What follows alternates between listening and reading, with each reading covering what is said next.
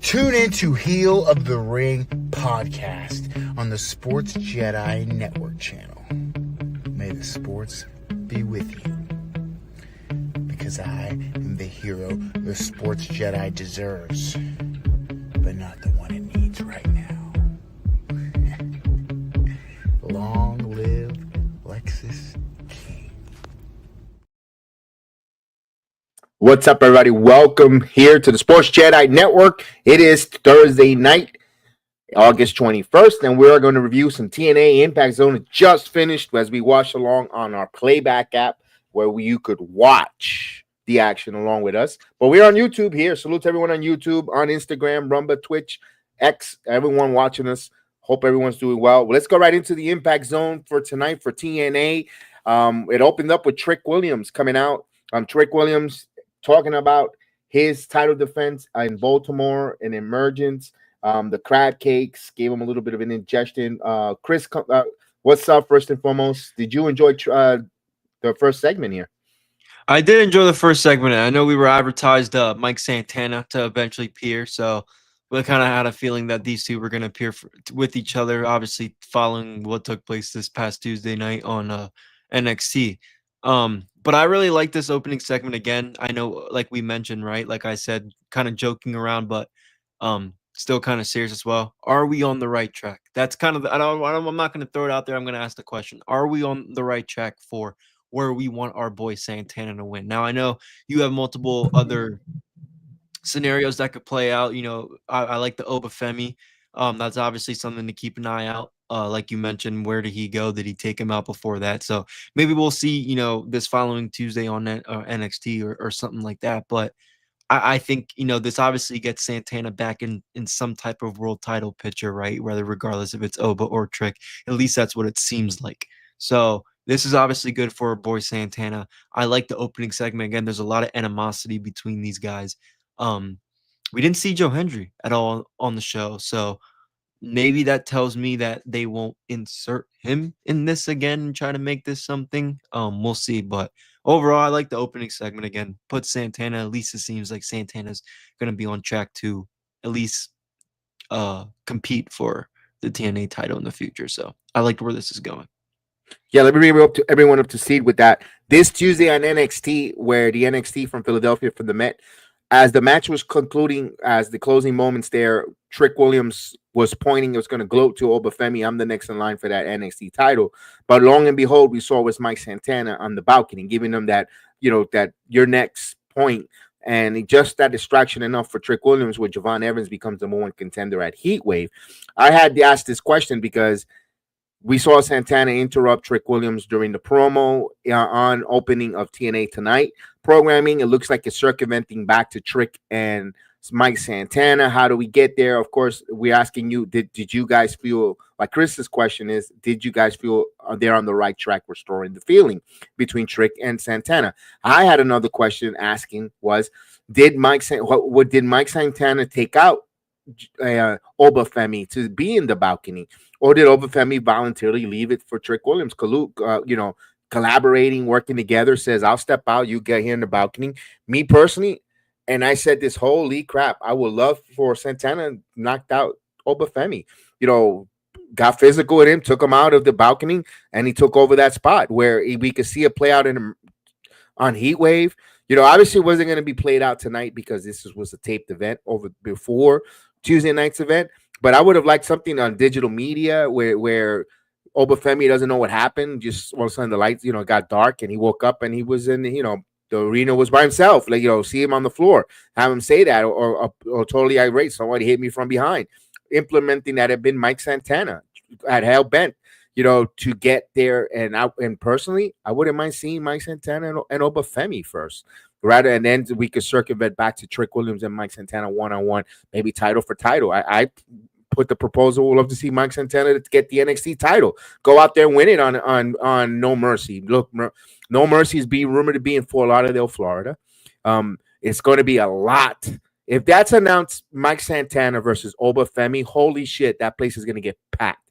That, you know, the amount of Latinos, Puerto Ricans that live in South Florida as well, for Mike Santana to go up against Obafemi in South Florida, And you're talking about you want to make TNA Bound for Glory the biggest spectacle. You're telling me Mike Santana with all with all that visual of the supposedly pro WWE NXT crowd goes and beats Obafemi for that world title, NXT world title, and then he's gonna go try to. You could either say you're gonna, title for title, whatever you want to say for Bound for Glory to make it the stakes even higher.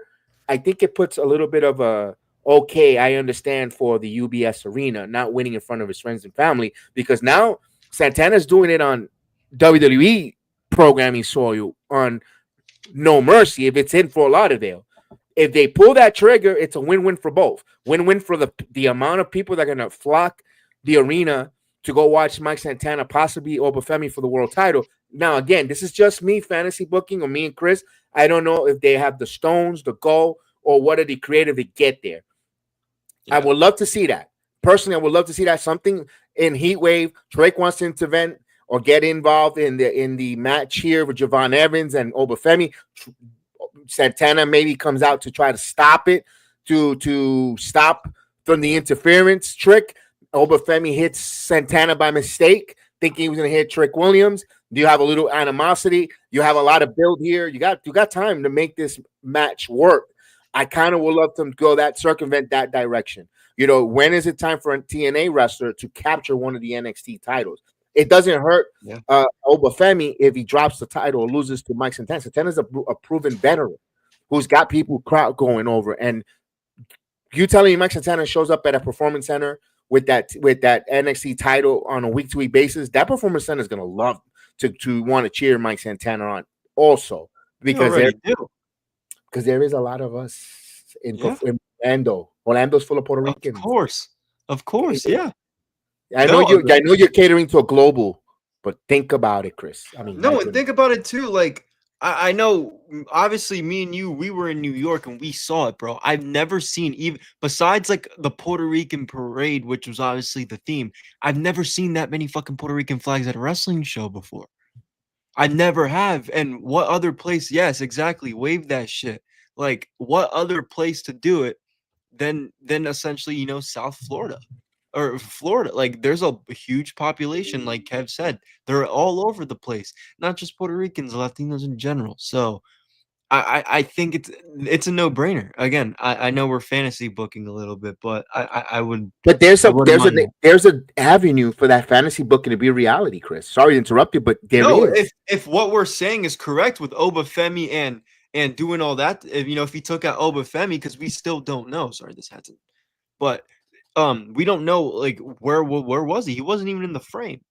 So we that seriously could be implications. And even if that's not the case, right, it could still be Obafemi going out there and be like, why did you steal my spot? Like, you stole my shot. Like, something in terms of that, right? So if it could happen. If they're not going to follow up, Chris, I could see where Sunday at Heat Wave, that kind of scenario kicks out where Trick William referee bump, whatever the case is. And Trick doesn't want to see Javon go over, comes out, wants to show it, because also look, it's a TNA world title there. Trick comes out and Mike Santana through the crowd and stops Trick from, and Obafemi looked like he's going to get his conundrums on, or his hands on Trick. Trick, slick, like he is a slippery slope, gets out of the way, and boom, Mike Santana gets knocked by Obafemi. Santana's not going to take it. And then you're off and running on Tuesday for on NXT, where they're going to have some type of battles, some heated, they'll do the can and coexist tag team stuff and all that good stuff. It could be even on a Thursday night for the Armory, for TNA Live, Obafemi versus Santana. Santana could pull it out on a live television program there, winning the NXT title, or something happens where they have to spill it all the way to No Mercy, where they're chasing each other and trick it, and finally Santana is going to get his hands on Obafemi, and now he's a champ, and now because Trick said he can't. And part of the promo was he's not obligated to defend the TNA World Title for every 50 days, the minimum. So Santana, so it's trying to say they're stretching it out for Bound for Glory. How do you do that? You sprinkle that there with Santana and Obafemi, and you keep everyone alive. You get also a fresh face into NXT men's division in the main event Yep. picture because there isn't really that many men, competitor of Ricky Saints. But you really want to put Ricky Saints immediately into Obafemi right now? That's for you guys, or Javon Evans. It's up to you guys to interpret. But you have something there, some filler. So I hope that they hit that. I hope they go with that with the men's main event. I don't know if they will. They pull that off. That's just us. But you know what? There is an avenue and a circumvent there. Santino Morella comes out. It looks like they were going to set a match that evening. It was held in check. Santana, he said, Santana trying to hold his temper, came back and forth. We'll see where that goes. And we get to an order for promo in the back, talking about their main event with Gia Miller. I love this because it served two masters, or kill two birds or three birds with one stone, whatever way you want to say. With order for Mustafa Ali, talking about shutting down the system in the main event, but planting a seed to Gia Miller about not taking no more stuff, not being a pushover, where Gia Miller was like, the message was resonating to her. I love when they cut the promo, Gia Miller stood with the deer in the headlights, thinking, he's right. What if Cern Tessa returns? I got to make sure I don't get punked again, or I'm going to be the aggressor. So I love that it served. It talked about the order for how strong they are, promoted the main event, and also planted a seed for Gia Miller. Storytelling. You got to like what they did there in that promo for TNA. I do. Yeah, I think Gia Miller will fight Tessa when she gets back. But I like the backstage promo. And then as they go to another backstage promo, as Trick Williams is about to leave the building, AJ Francis is there with him. They're about to go to Jimmy Seafood. Santino stops him, tells him that he's going to be next week in a tag match. Find a partner. Okay, of course, AJ Francis says, I got your back. I'm your tag team partner. Now Mike needs a tag team partner that later on in the show we get to reveal. I'm going to go ahead with it. I'm going to jump a little bit. It's going to be Steve Macklin is going to team up with Mike Santana. Remember, Macklin was the first feud that Mike Santana had returning back to TNA. At Rebellion, At Rebellion. So it's interesting that these two guys are going to be a team. Do they coexist? We'll find out. Former champion, your current champion teaming up with Mike Santana, who has aspiration of becoming the TNA World Champion. Interesting, the standard, tag them and bag them. I want to see that work. I hope they don't curveball us there where Mike is going to go with Steve against Macklin while on the road to Bound for Glory. So hopefully, let's see how that reach out. Maybe they just team up and they make a good team together. I'm excited to see how that goes between them for those two competitors. Yeah, we have it. That's gonna be a good one. Go ahead, Chris. Finish off. I'm gonna get no. That's all I had. It's gonna be a good one because I think Santana and Steve Macklin, they're both heavy hitters. They both just like to fight, and obviously Trick and AJ they're good heels. So it's gonna be really entertaining. Yes, and this is another one. It was a good one.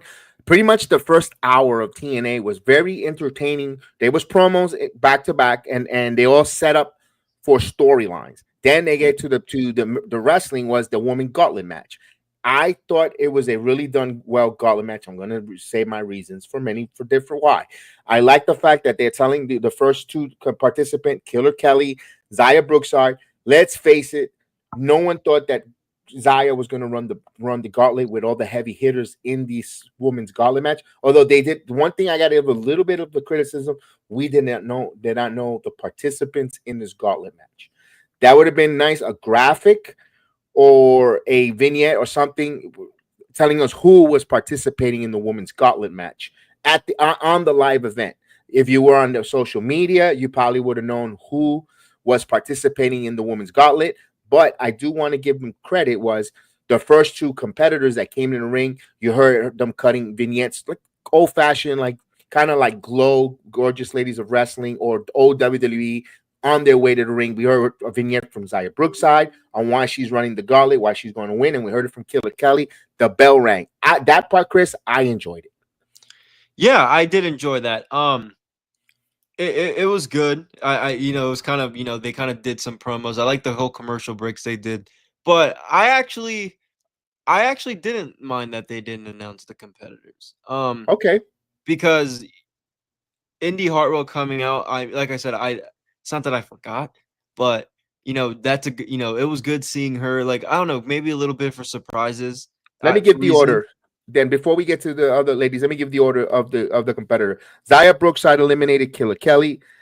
Killer Kelly took Danny Nuna. Danny Nuna eliminates Killer Kelly. Danny Nuna takes Rosemary, who comes out. Rosemary gets eliminated by Danny Nuna. Out comes Indy Hartwell, and right there we'll go from there, Chris, because we don't want to leave out the ladies. They had some great back and forth, especially Rosemary coming out, and when she comes out, her heel mannerisms, phenomenal job there. And then Indy shows up, and then you're like, that's the favorite, Chris. Like, go ahead. Well, yeah, that's kind of the bread and butter of this whole gauntlet match, in my opinion. I think this is the thing. It was a good overall. Don't get me wrong. I liked everybody match, like you said. Everybody had a good showing, but this was the topic of the gauntlet, right? It is Indy and it is Split Fire because it's interesting. Jody Threat is. She doesn't want to win like this. I mean, she's essentially saying, "Hey, I give my title shot to Indy." So, but like you said earlier, maybe Indy kind of feels like she's being tricked, some type of mind game. Um, I don't know though. I don't know. It's going to be a tough one. I don't know where Jody Threat and Indy Hartwell solve their problems. They Now, could, but yeah, go mhm. ahead. No, now I'm gonna come because I'm gonna get pick the picture because we're like Yeah, yeah, yeah. we didn't pick the right picture there where Danny Nuna gets eliminated by Indy Hartwell and she snapped. Yes. So we getting a heel turn of Danny Nuna. We saw it prior to the Emergence pay-per-view where Indy Hartwell says she wanted to win the women's title on her own. In no offense, she's doing it by herself. They didn't need anyone by her side. She's taking the opportunity to rise herself in the knockouts division alone. Didn't need a tag team partner. Where Danny Nuna felt a little like slighted. It spilled over tonight in the match where Danny Nuna loses to Indy Hartwell. Instead of the shake, hey, you beat me tonight, she snapped. Totally attacked Indy Hartwell viciously after the match, over and over and over, to the point where Jody Threat was the last competitor on that gauntlet. She comes out and Danny says, I did this for you. I did it for the quiche. I said, I did it for you so you could get up. And of course, the righteousness in Jody Threat didn't want to do that way and didn't want to take advantage. And Danny Nuna got back. She didn't leave. She got back in the ring, had a chair, was going unhinged to the point where she was so unhinged and so blinded that she hit her own partner, Jody Threat, causing the referee, which was a funky finish or wonky finish, whatever you want to call it, to disqualify Jody Threat. Actually, Indy Hartwell, and Jody Threat gets the victory, becomes the #1 competitor. And that's what Chris was saying. The Spitfire saga with all the three ladies. And of course, we hear backstage promo with Jody Threat. She doesn't want to win that way. She doesn't want to have #1 contender. She wants a fair and square way. And I said, don't be surprised if Spitfire never were really going to break up. And they're trying to put a ruse on Indy Hartwell where they formed a bond. This is wrestling. Anything can happen, Chris. And I think that's where we're standing here. Your thoughts on the ruse? Is that something would you like to see? Or you think that there's a leaf turn here by Danny Nuna? It's tough. I think Danny would be good by herself, but at the same time, again, I think you got to think about the knockouts division. I'm not trying to like okay, like they kind of need more with that TNA knockouts division, and I understand with Elegance and Ash by the Elegance brand, and they have their knockouts right, but with those two, it's like they kind of need to be reunited. I don't know, but at the same time, I kind of want to see them go one on one. I think it'd be good for both of them to get a feud. I've been saying this for a couple weeks now. This is something you could have on the card that's not title related, that could still mean something, still a story involved. Stories involved now with Indy, right?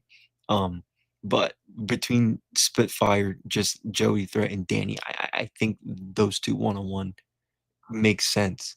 I think it makes sense. They still could do it, and maybe reunite. I don't understand how that would work really, but What happened already? That it's a rehash of a story. Danny Nuna and Jody Threat had a wrestle, but it was a friendly. They had to wrestle each other. Right. Yeah. When they had Lars Lenderson. It's a rock and roll guitar. Sorry, that's not my real strong. I'm a classic rock guy, but the guy spit my name. I'm not a that's not my genre. So his music. He was their manager for a little bit there. They went at it for each other back in the story, and then they teamed up. I don't know if they're going to do that again. That's why I said the ruse is there, where everything thinks you think we're going to split up again and go after each other, and then and fool. But here's the thing, though. Now you have another heel knockouts, not enough babyface knockouts. Yes. Tag team. That's the you issue. You really only have one, and you're bringing NXT people like Fatal Influence because you don't have that, and none of them are good on the mic. And we'll get to that because that's why that's why I'm not trying to get ahead. I didn't say anything about that, but none of them are good on the mic. No, we get that because as soon as we find out, we're going to find out where that saga and that storyline goes between Spitfire and Indy Hartwell. It also gives time for the knockouts to be sorted out when it comes to Marsha, Slamovich, JC Jane, and Ash by Elegance this Sunday at Heatwave. We know that, but we got some other storylines going on there. Also, we don't know when Tessa is returning. Tessa and Alicia Fox immediately become an important part of the knockouts division and so forth. We get a backstage promo. Speaking of knockouts, we have the Inspiration having a conversation interrupted by Fatal Influence. Fatal Influence continue to hammer. They're the much more superior brand, their talents, and it leads to a match for the following week between Fatal Influence versus the Iconics. Once again, Fatal Influence, you could tell the coaching, you could tell the development on the NXT system over the Iconics. The Iconics, you could tell it's just not resonating. It comes off as corny, and it just comes out like, ladies, we really are embracing your return from the Inspiration, the Iconics. We really are enjoying your back to the wrestling fold, but there's no right now. I'm not seeing involvement, and it's starting to worry me when it comes to the two ladies.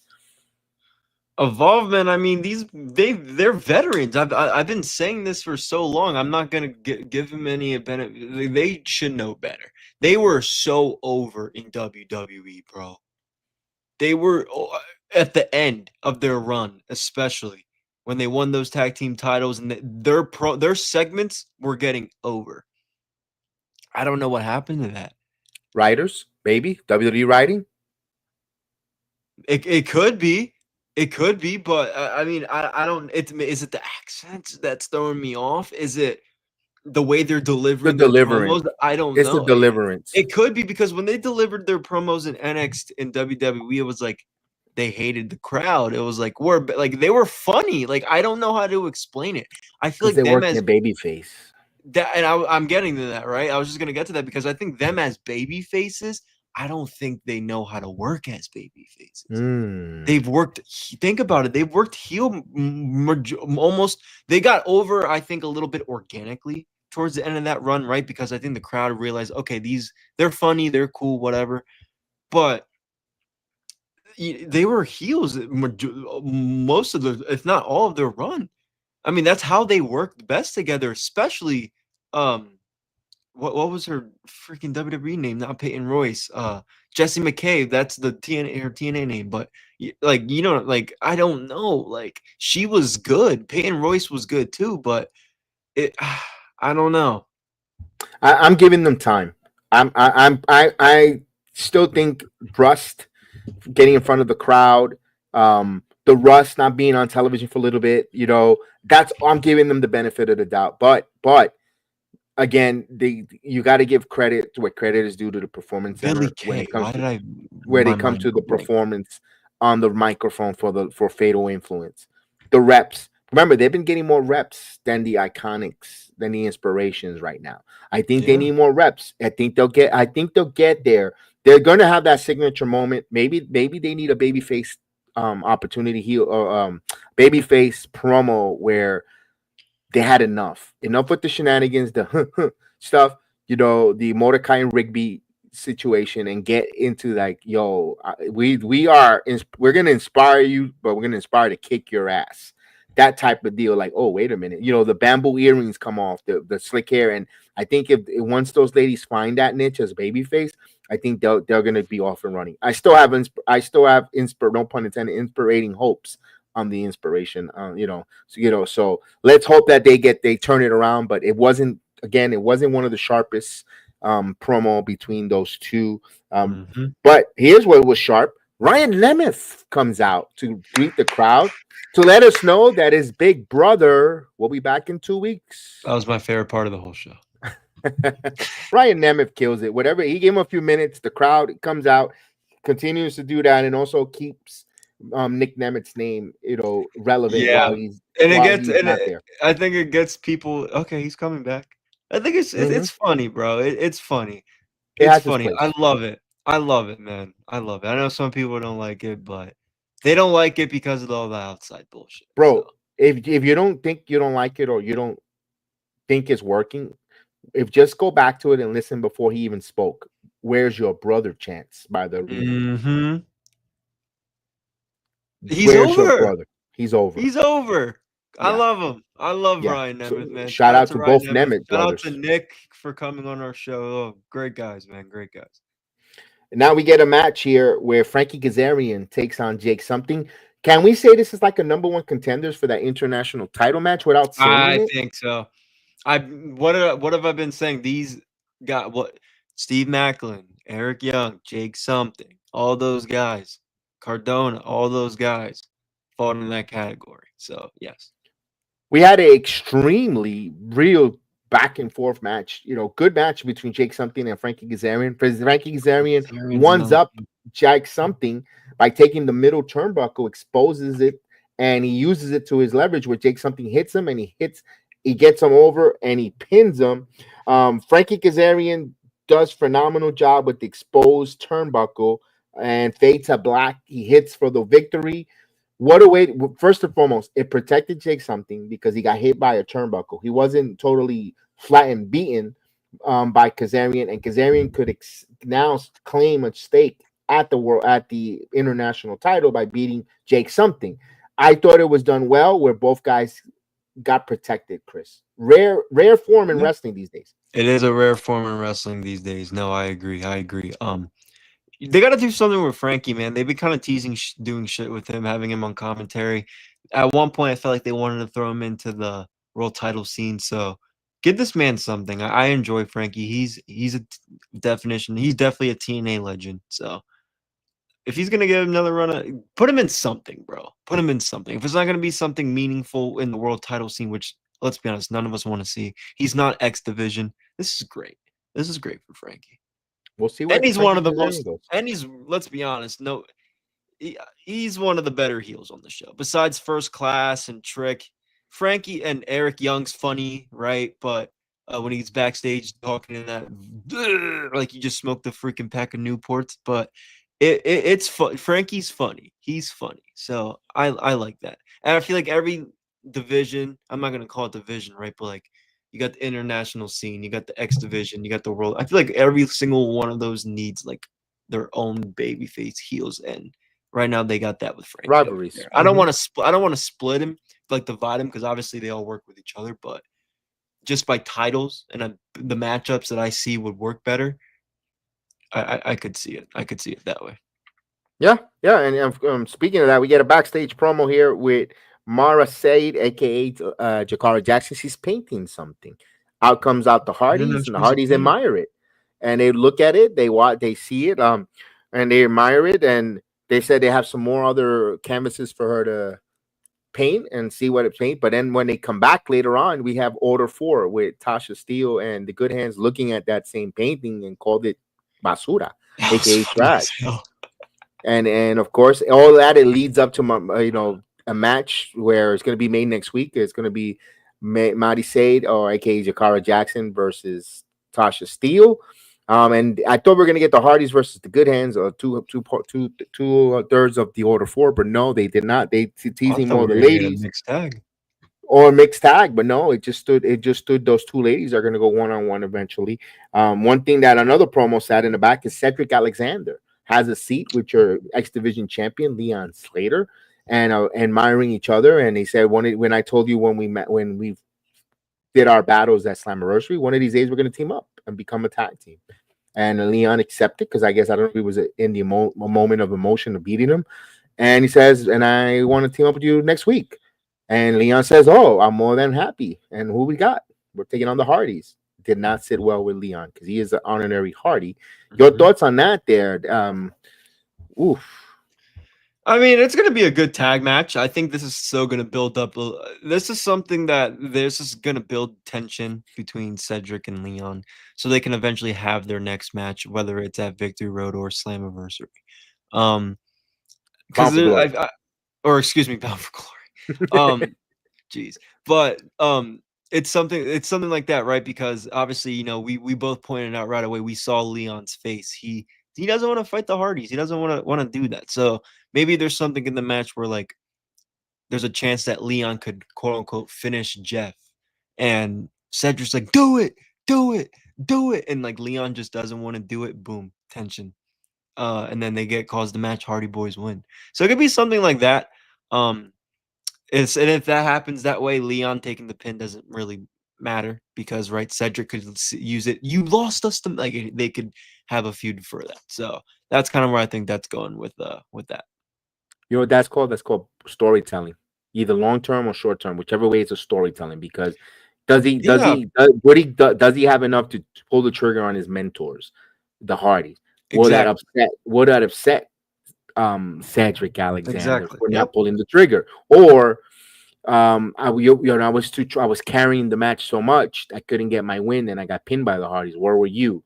You know, either way it's circumventing for storytelling. Either way, it's tension between those two that makes them want to fight. So it gives a reason to bring another match and have a part 2. Yeah, love it. That was great circumventing. Great job there on that storytelling. Perfect. JC Jane comes out, cut a promo. Now talking about, you know, defending her title this upcoming Sunday at Heat Wave. And out comes George, the Iceman, the personal concierge with Ash. Ash shoots him away. And I'm like, Baque, why? Please don't go. Keep the concierge. But Ash was very irate, coming down and very pissed off, getting in the ring with your double champ. And they went back and forth from some words, and now comes called everyone what everyone calls Marshall Slamovich, and Slamovich comes out, and dude, you could again. This is why I keep hearing your words. JC Jane, Fallon Henley, Jasmine Nix, their promo games are so much more superior because of the coaching and the performance. Big time. That you could tell, you know, and it's funny because Ash came from she's never been good at promos in WWE. She's never got them. That's one thing, Chris. Yes, she was always that body flexor, and she was a jobber. And 24/7. They never gave her that. And they never really gave her that real opportunity to go out there and do anything. That's why she has the personal concierge out there.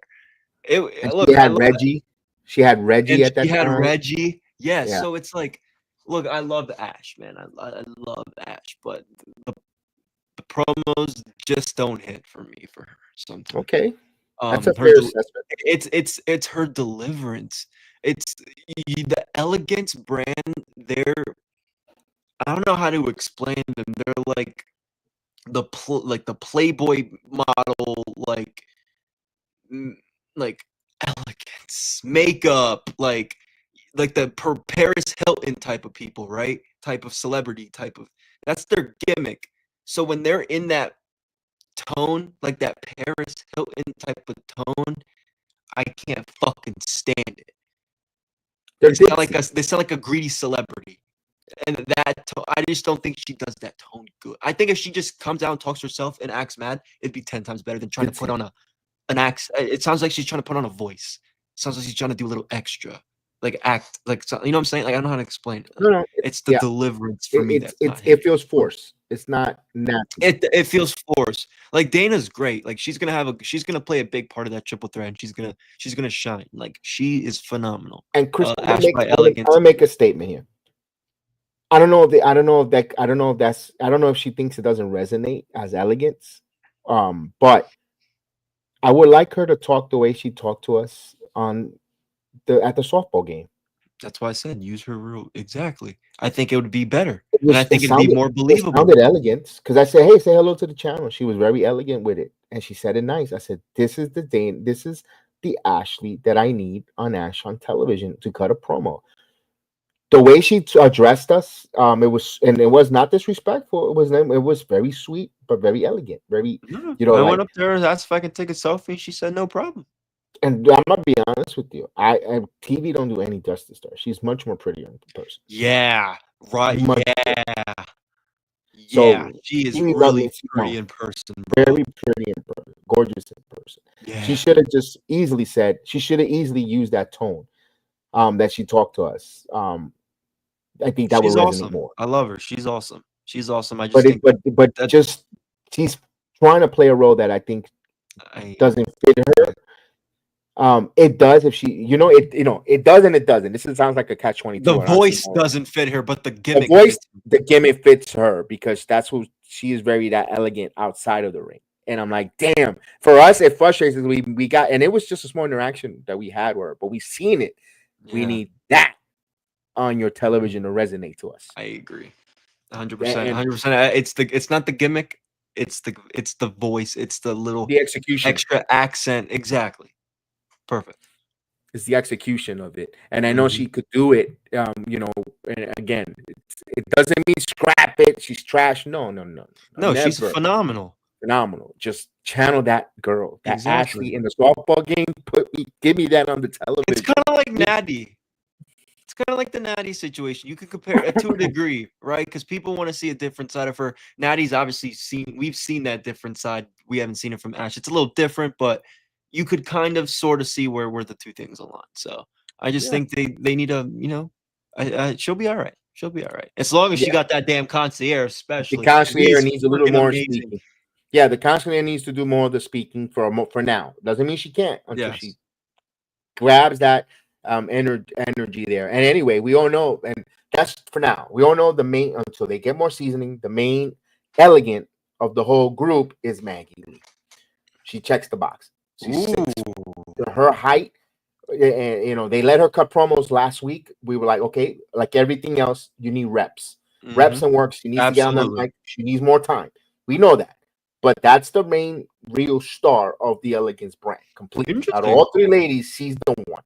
She's the one that's if they're going to stay together and they're going to keep that Elegance facet group to extra heights. You know that when there's always 3, there's always that one that over. There's always that one that goes above and And it's beyond. usually the one that people don't think about, right? Because I compare this all the time, bro. Who would have? I swear, I think Fallon Henley was going to be the star of Fatal Influence. I thought she was going to have the JC Jane. I thought was going to be like the because Maggie Lee right now she's like that third member. She kind of is just the outsider look. She doesn't really, what I'm saying. She's trying to right. She's new, so but she's kind of that third wheel. I thought that with JC, and now look where she's at. Now look kind of where Fallon Henley and Jasmine Nix. So it's like Jasmine's getting better because she's newer. She's the greenhorn. right. Remember, Fallon was the No group, she just never stood out, right? And right. now we're kind of seeing that with Maggie. But in the future, I wouldn't be surprised, like you mentioned, Russell. So I very believable. It's the same thing with the visionary, with the vision. You could see Braun Breaker is going to be the main. You can see Braun Breaker's going to be the star, yeah. And people, the shield. I don't want to say these guys back here, the shield, but it's like under that group. You look, remember that wrestling that is Royal Everyone Rumble. thought it was Moxley because we knew Seth was gonna be good, and we knew Roman was gonna be good, but everyone thought Moxley was gonna be. It just goes to show that anything can happen in a lot of these factions. But he's a Roman, but he is the tribal plumber. So salute to Moxley. As we move on, The plumber. What a guy, man. I just had to throw that thing. What a Oh guy. man. right, here we go. Main event time. We get Order 4 taking on the system with Matt Cardona. Matt Cardona's system comes out. We have a typical 6-man tag. Back and forth they go. Great movements there. Order 4. Moose playing the hits there to the crowd. Moose moving well, but you could still. Here's the one thing: Moose was moving well, but you could tell there was something stiff about Moose's arsenal. There was a lot of powerhouse stuff, but there was not that normal Moose flexibility. You could tell physically that Moose is not 100%. He gave you the power moves, the power bomb, and so forth. But there was a couple moves I was like, ooh, Moose looks like he's laboring a little bit because and it didn't look bad. You could tell that he wasn't. You could tell when the body's aching. And you could saw that on Moose. It may be because, remember, 24 hours prior to that, he had a hell of a battle with Trick Williams. And he was right back in the ring, which I thought it was a little, okay. I'm like, where's Eddie Edwards? If anything, should have been Edwards, Myers, and Cardona and Associates. But no, the Order 4 has the match. Everything, outside, Tasha Steele knocks Alicia Edwards to the ring, to the apron steel, to the chairs, to the stairs. I name everything but the right stuff. Stairs, knocks her out. Out comes Eddie Edwards, concerned for his wife, but the Agent Zero takes him out. All hell breaks out. Here comes none other to save JDC. The match, of course, the victory goes to Order 4, but out comes JDC to the rescue. Now, JDC cleaned a little house until he got to the hands of Agent Zero. Agent Zero with that tree fall slam onto the chair, and Order 4 stands tall with Mustafa Ali sitting in the middle of the ring in the chair with his Order 4 surrounding him. Now, everyone asked the question, is this a system shutdown? Mustafa Ali continues to put his name on the main event scene, rising and rising and rising. Now, he's got that program with the system. They've got some stuff there. They could do 6-man, 8-man, or run a different gauntlet of different members of the system with Ali. I loved it, Chris, because it gave Ali. It was a good main event. It made Ali look even more legit as a heel, more dominant. Everybody got a good showing, like you said, Moose. It could be something to where obviously he wrestled 24 hours prior, like you mentioned. But nothing really much to add to that. I think you hit it on around the spot. It really made Ali look good. In this match again, it's good to see Cardona out there. We kind of maybe thought what was his future with TNA, so it's good to see that he's out there. He likes being out there, all that stuff. Agent Zero, again, he continues to shine. He continues to be dominant. And we could definitely see him and Ali teaming in the future. Like I said, it's gonna happen. If it doesn't happen in Minneapolis, it's happening at Victory Road. So I'm excited. Whether it is one of those two, I'm wrong. I think I'm gonna be excited to see Agent Zero get in the ring and compete. Is he gonna wear the secret shirt? I like the main event. It really made Ali look dominant. It made all of them really look dominant too, especially that end shot. What if I tell you that maybe Moose, because it's been rumored, Moose isn't 100% healthy. They've thought about, a occasion type for Moose to wrestle, whatever the case is to get his body well. What if you built Agent Zero real strong, where not in the match, but in a segment where Agent Zero takes out Moose? Yep. He takes out the big guy of the system for a while. It'd be really. It gives him a couple weeks, a month off of recovery, and then you could bring on Moose and his redemption to go after Agent Zero after you build up Agent Zero into this monster for the Order 4 system. I could see that. I wouldn't have been opposed to that. I would love to see that, and that's how you build, like you said, Chris, homegrown stars of the, because we have no idea who this Agent Zero is, although he is not a young cat either. But so it looks like he's getting an opportunity in a major company now. Now, correct me if I'm wrong, Chad, or anyone in the comment section that sees this video later on. If you know who Order 4 is, what wrestling promotion, where his work has been, let us know, because we'll look him up and we'll check it out and do our due diligence and know more about him. And not because it seems like he's bursting on the scenes on at least for TNA television for the first time for us, and he seems impressive. and we want, I know you call them look like Kaz. This is where Big Bill, aka Kaz, should be being featured in TNA. That's how you feature a big man, not stick him in a tag team and with who and this, Exactly. that, or back into a tree. But that's a whole nother ball of wax. But all in all, TNA for 2 hours, they go extremely well. And I also want to give a lot of compliments. When they did the women's gauntlet match, every two new competitors, we saw the whole match in its entirety. When a competitor was eliminated, they decided to use the commercial break there. We saw the entrance of the competitor coming to the ring. Then they went to their commercial breaks. Yes, that's the privilege of a televised or taped show. You could do those things, but you could also learn from it, because what it did? It kept us invested, where a lot of people see women's wrestling and they decide that they're going to go get a snack. They become chefs. They're going to go whip up a recipe while the women's matches. This kept you engaged. They took the commercials in the right spot. You saw every women's match of every women's gauntlet, how they got eliminated, how they got to it, and saw their interests. Kudos, TNA production. Hopefully that magic doesn't leave when they become live every week. When they become live, when they get their new television deal, hopefully they keep that. Know when to grow. I know it's hard, it's a show, but I know if they use some of that formula, I think they have a recipe for success, Chris. Absolutely. I agree 100%, man. TNA, again, another great show, another good 2 hours. They spent a whole hour showcasing the women. And, we're leading up to some big shows here coming up for TNA, and I'm really excited for all of them. Obviously, Bound for Glory in October. We got Victory Road. We got another live show of Impact. So, yeah, I think they're doing a good job doing what they're doing with the commercials, especially like you mentioned, because we actually get to see the whole damn match and, not be disinterested because you went to commercial. So I like what they're doing with the production. Really do. MD, and of course the live show in Minnesota for the Armory. There's still tickets available. So if you're in that Minnesota, Minneapolis area, plenty of tickets available for the TNA.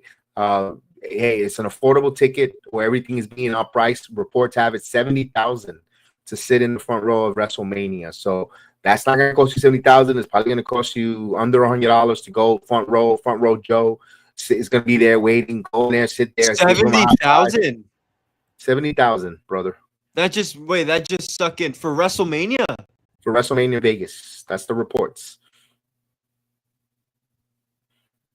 Yeah. I don't know. I guess the Sheik is coming from Saudi to sit in the front row. But these sons of bitches must be printing money, bro. I don't know. I don't know how you could afford that for, green shirt guy, Tonga flag guy, the couple. They gotta be board members. That they use their dividends to buy tickets. I have no idea. They have to be on the TKO or the WWE board members with stocks and made dividends to spend on those, because holy moly, that's a lot of money. That's a lot of money. They're going to all these fucking Fanatics Fest and meet and greets. Front row seats is I don't think you have enough 7-Elevens to go sell to be in the front row, Trinidad guy. I mean, oh my God, 70,000! Holy shit! Yeah, I see it right here. That's all right. God bless you guys. Hey, listen, you can't take. Listen, when you go into Hertz, when you pass away and your Hertz is taking you to your final resting place, you're not taking your cash behind you. So if they decide they're going to indulge themselves and enjoy watching and be in the front row with a green shirt or with your home flag, God bless you guys, because you're not taking money with you. So if that's going to enjoy it. No, and they're real. At the end of the day, they're real fans of the product. Yes, they are. So no, they are. They're not some douchebag celebrities out there for a segment or two and they're leaving. So like the Twins that showed up on anniversary, you guys gave them all accommodations to the front row. And where are they? I don't see them. Are you talking about fourth rope? No. Not fourth rope. Talk about the twins that were at the softball game. I don't see them. I don't see them in Baltimore for Emergence. Where are they? I don't see them. I can't go because I can't afford them. If I could afford the plane tickets, I'll be there supporting TNA all the time. But I just can't People that could, they You know, put the crazy in. thing is that vlog probably made them their money back. Of By course. all the money they spent on that trip, they made it back by vlogging the event. My credit card is still kicking my ass for going to New York. Yeah, that's the break. But one thing that we do, one thing that's going to clean up that mess is our new sponsors. So shout out to Dude Wipes. Dude Wipes are our official sponsor here of the Sports Jedi Network. Thank you, Dude Wipes. We appreciate you becoming a sponsor of the channel. Of course, it's in our infant stage, so we're gonna get see some Dude Wipe stuff around, logos and stuff. So yeah, we'll probably announce that we're working with Dude Wipes, Nice. and of course, because we're gonna clean this shit up. All right. So with that said, we want to wish everyone a happy Thursday Eve into Friday. Feel Good Friday tomorrow. One of the short ones there in August. So enjoy the warm weather. And let's go. Don't forget, hit like, subscribe, share, follow us on our social media platforms at PGH Chris TV, at Sports Jedi Media. Follow us on Instagram, sports_Jedi_ Network, and of course PGH Chris TV. Check out our World Pass Sports Jedi Network at worldpress.com, where I write some blogs there, reviews, and so forth.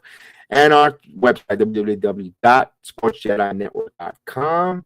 I see all our stuff. And, of course, on our YouTube channel, we're on our road for 30,000 subscribers. Let's go. We've been stuck at 2,100. Let's go to 30,000 subscribers. Let's get that going. That like, subscribe, and share. And everyone have a good night, and may the sports be with you. Don't let life pin you. Always kick out, and always get yourself over. And I always tell everyone, buenas noches, y que Dios lo bendiga a todos. Good night.